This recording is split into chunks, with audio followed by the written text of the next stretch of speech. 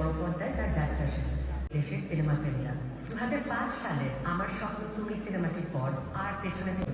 2007 সালে তার নামের আগে মুক্তির পরপরই সিনেমাটি শুধু সরকারের অন্যতম প্রশংসনীয় এবং বাণিজ্যিকভাবে সফল সিনেমা। শুধু দেশে নয়, বিদেশে।